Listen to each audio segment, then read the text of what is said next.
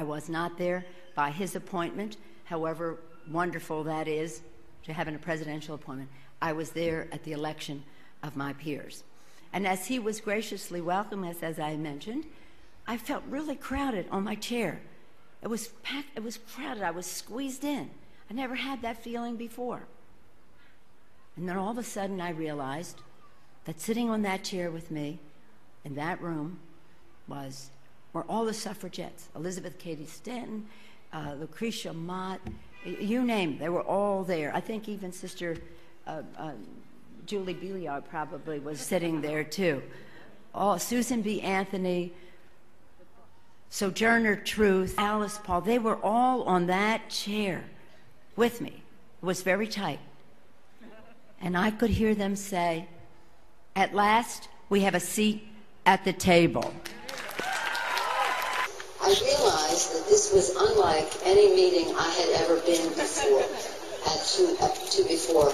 at the White House. But just as he started to lay out his legislative agenda, I felt very closed in my chair. Very closed in. It was like everybody was sitting on the chair with me. It was very tight. And I realized, and I swear that this happened, and it's never happened before or since, that sitting on that chair with me was Susan B. Anthony, Elizabeth Cady Stanton, Alice, Sojourner Truth, and all the people who had worked so hard for women to have the right to vote and be empowered in any way that they wanted to gain power. They're all sitting there on the chair with me now.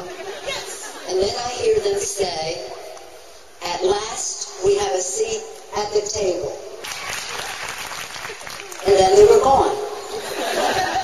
The Washington Times calls it a must-read book, a muscular defense of the Christian faith, an arsenal of powerful rebuttals against Christian bashers. Amazon Books calls it a #1 bestseller.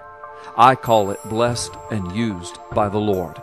Considering the times in which we now live, you need this book. Available at Amazon.com and the WND Superstore.